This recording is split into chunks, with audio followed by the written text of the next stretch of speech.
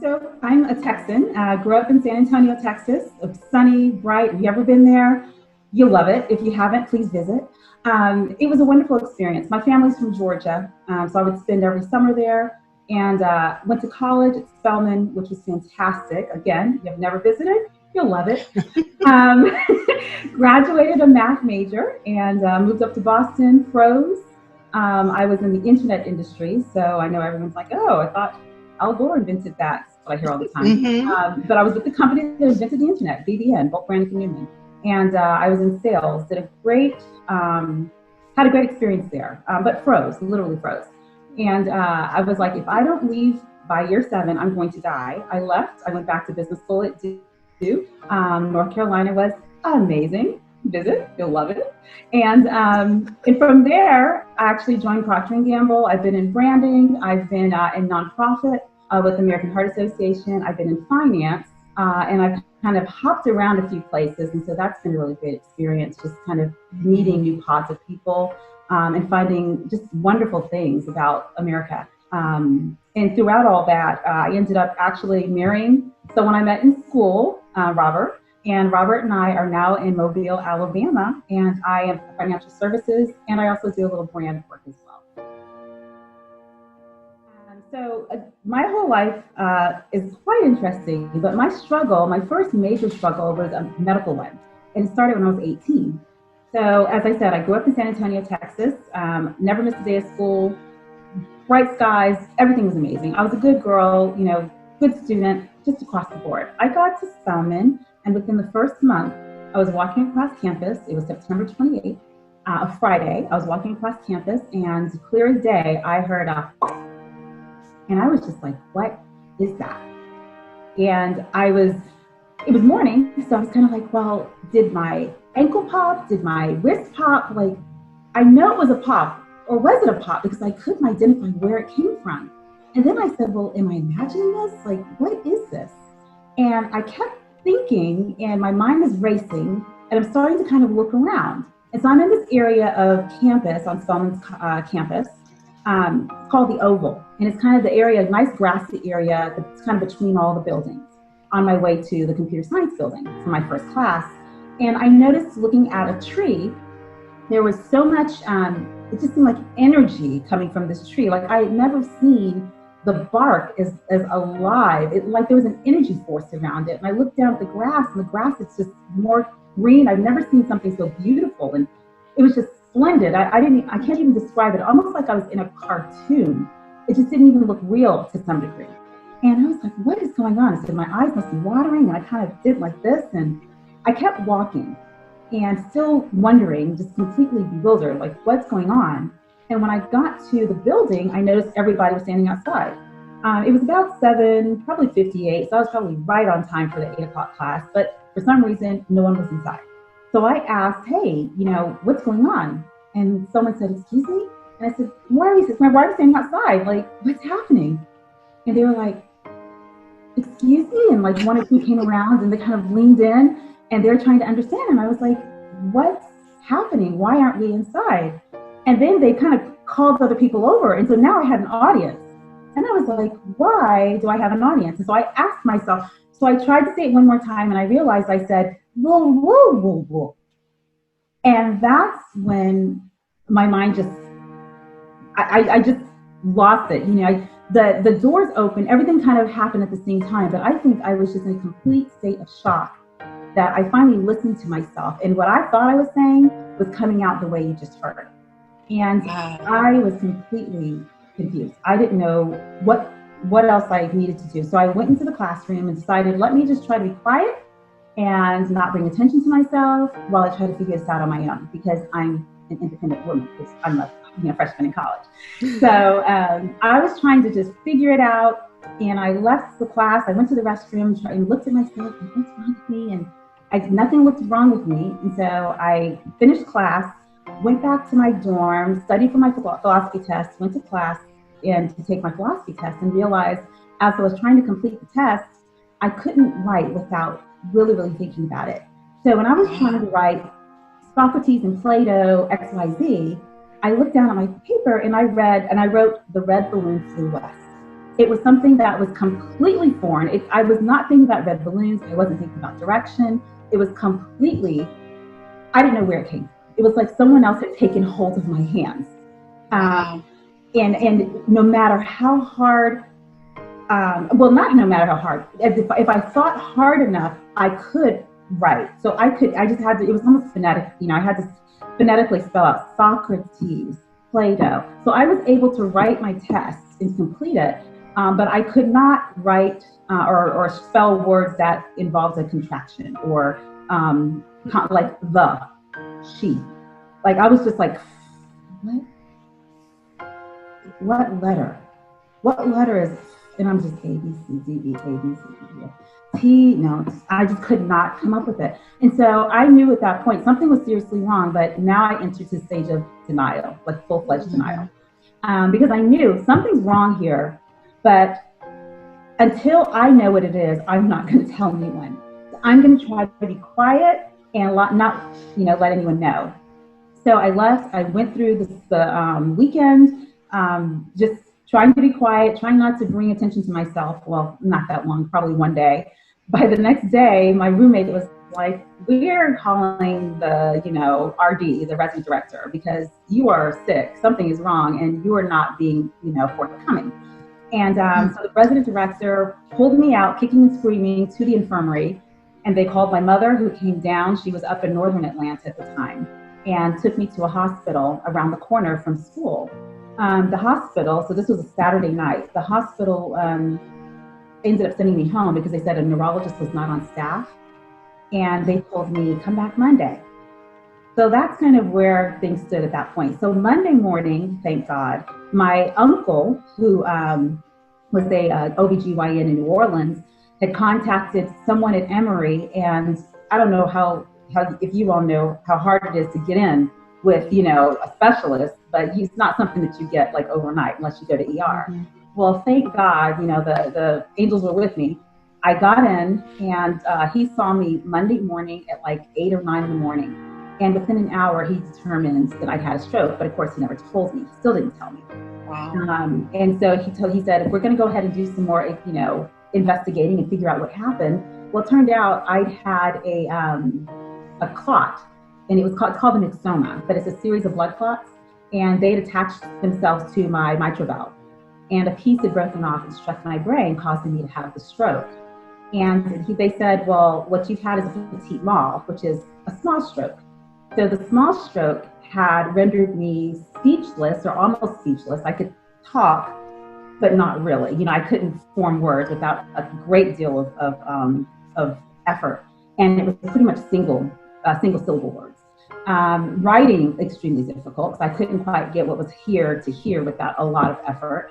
And I was actually numb on half my body, which I didn't mention before. So it was October 1st that they figured out what was wrong with me. And October 4th, they planned on having the surgery because they needed to remove this tumor before it became more massive and I had a more massive stroke.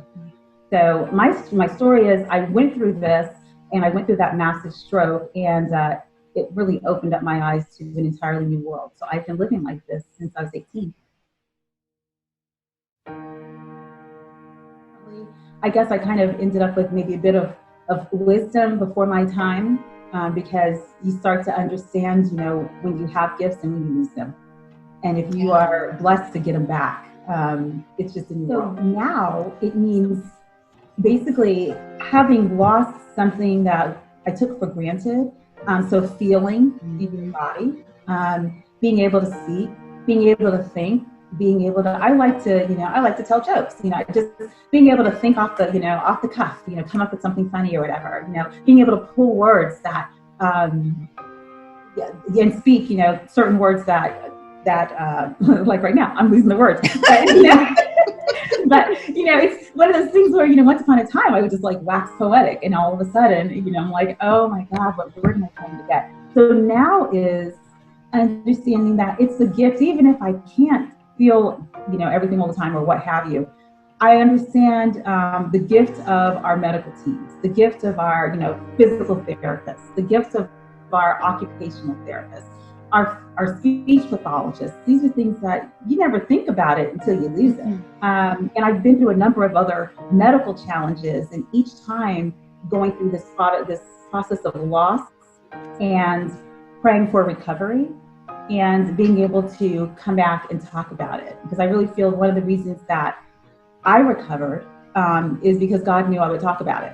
And I just want to keep sharing, never giving up hope, and always being positive and always being hopeful, because every day that you're breathing is a blessed day, and it means that there's always an opportunity to do something amazing, and to make a difference, and hopefully inspire someone. So it's just been a really great experience. It's interesting, I guess. For some reason, and this is really crazy, but I know that I used to think about death when I was young. I used to love to write poetry, and I probably still do if I tried. But I really love to write poetry. But I remember writing about death quite a bit, and but it was never something I was scared of, and it was never something that I was. It's not something that brought me down.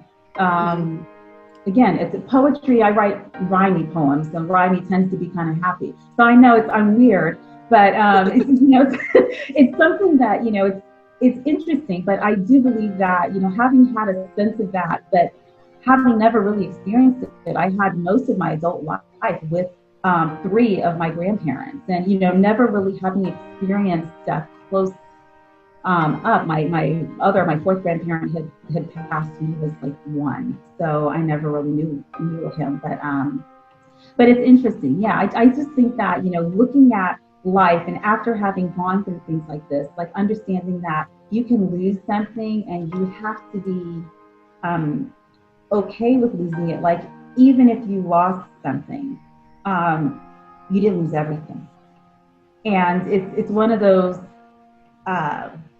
It's a feeling of gratefulness, and just being thankful for what it is that you have, and also understanding, and I think it was through the years, as I mentioned, I've had many medical situations and even non-medical situations that have been kind of life-threatening situations, and even through all of that, realizing that when you make it through, there is some story, there is a glimmer of hope or something to share back. And it's always just empowering. It is empowering. And it makes you stronger. I think it makes you stronger too, because I think that one of the things when I think through things and think through what people have said to me, in some cases, oh, you're so strong, you're so this, you're so that. And I'm like, I don't take any of that upon myself. I don't necessarily know that I'm so strong. I think that strength was given to me, but and I am happy to share it. And I think that we can all find it within ourselves. I don't know that we all know that we're as strong as we are, but we are. And you do it because you have to. Like many times we don't do things because you don't have to. But there's a point when something happens, you will find a way. You'll make it happen. And you do it because you have to. And you realize when you do it, you're that much more confident that you can do it again, and that you can help others do it, and almost like training. As much as I hate to work out, it's like training, and you just have to keep working on it and being ready for, okay, God, what if there's another challenge, if there's another story, I'm not saying that God is responsible per se, but He is for sure who I can't count towards my recoveries and my being able to be here. And so if there is something else, some other challenge that comes my way, and whoever I'm talking to, if any challenge comes your way, I just pray that you stay focused and faithful, but knowing that you can get through this if you decide. It's in your power to decide to do that. And it's really mind over matter and staying positive. You keep a positive mindset, nothing else matters. So that's what I'm looking at, the blessings around us. It just definitely helps to be able to see and appreciate those things. I mean, because we always have them. Everyone has, I won't say that everyone has someone. I don't mean to be flippant, but I do believe that we have someone, but it's all about our choice. And do we receive that? Do we appreciate that? You know, do we choose to view that as a blessing or a curse? Do we choose to accept that as an opportunity or an obstacle? And it's all in your mindset. And it's, you know, how do you want to move forward? Do you want to let these things block you, or do you want to live your best life? Do you want to, you know, just do the best that you can do? So I'm one who's, as I said way back, you know, I learned when I was 18 that I'm independent and I'm going to figure out this stroke on my own. and I didn't know what it was, but I know I'm going to figure it out. So, you know, it's one of those things where you just decide, well, what is it going to be? You know, am I going to let this sit me down, or am I going to stand up and do what I have to do? And nothing's wrong with sitting down for a while. Again, I'm not shaming any. We all need our time. We all need our space. You know, we all need our time to grieve.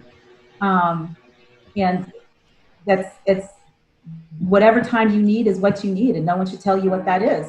Right. But you need to be real with yourself about it. What point do you think it's time to move on? You know, when do you want, are you ready to give up on yourself, or are you ready to give yourself another try? Because you're a pretty amazing person. So I think you should give yourself another try. Absolutely. Speaking about situations like this, having gone through, you know, the medical, having gone through, for instance, the loss of a boyfriend. I was in college too. He was killed. Just having gone through a number of things, and realizing that you can stay in one place and never grow, or you can just find ways to continue to grow, and, you know, you just find a new branch. You know, you grow a new branch. You reach out in new ways. And it's much like, you know, when I moved into corporate America, and then I go into branding, and your brand is, you know, who people say you are, but they say who you are based on what they see and hear you do. And so when you live what you want to be, when you live who you want to be, I think that's really critical and important. And so I believe that just thinking through, I mean, this is one really funny story. It's a little side, and you can cut it out if you need to, but it's, I had a car accident, and pretty serious, ran into a tree, fell asleep with a wheel, ran into a tree. I pushed myself too hard. Again, don't let people tell you how long you can go or whatever. You tell yourself what you know you can do. So I pushed myself too hard, fell asleep at the wheel, ran into a tree. Ended up, my leg was in traction up at Mass General in Boston, and they told me that I might not walk again. So I started in a wheelchair, and then I went to a walker and to a lot of different stuff. I was looking at cars because my car was totaled. So I looked at cars with hand controls. I just looked at a lot of things. I went through a whole process.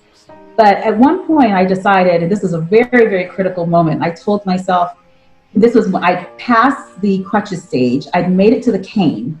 And they were like, well, you pretty much have a cane. And I was like, I'm not using a cane the rest of my life. Like, I am 26, like, hello? I think I was 27.